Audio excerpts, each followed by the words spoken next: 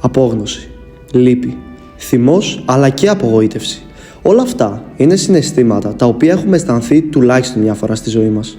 Όμως αυτά δεν μας επηρεάζουν μακροχρόνια. Τουλάχιστον όχι εμάς. Γιατί υπάρχουν πολλοί άνθρωποι που υποφέρουν σιωπηλά, που έχουν την ανάγκη να διαφύγουν από την καθημερινή της ζωή, που απλά ζητάνε τη βοήθειά μας. Κι όμως, γιατί τους αποφεύγουμε τόσο πολύ? Αυτό το σκιτ θα μας δείξει τη δικιά τους πλευρά.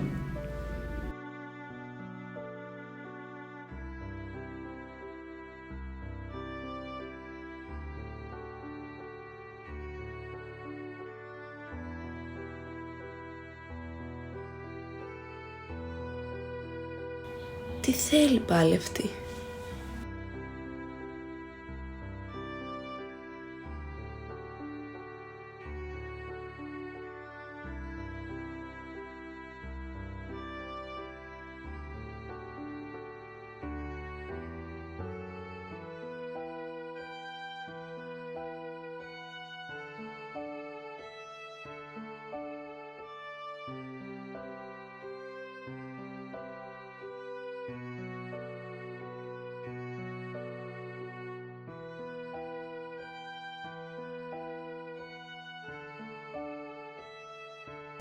Πω, γιατί περπατάνε κι αυτοί τώρα μες στη μέση?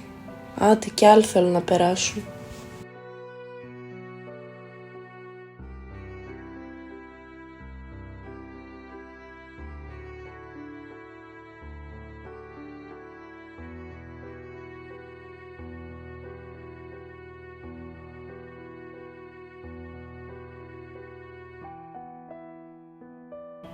Είναι μια ευκαιρία να τους πλησιάσω. Ή ίσως καλύτερα όχι. Τους φέρθηκα τόσο άσχημα. Λογικό θα ήταν να με διώξουν.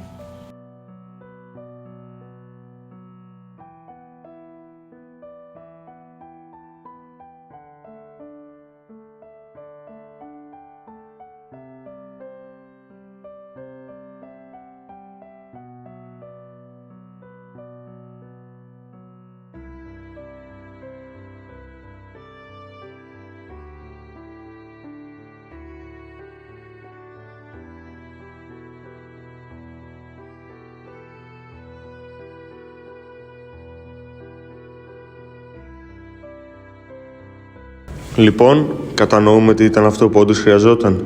Γιατί πάνω απ' όλα άνθρωπος είναι ένα κοινωνικό όν και η κύρια του ανάγκη είναι να έχει κάποιον δίπλα του, να τον υποστηρίζει και να τον σέβεται.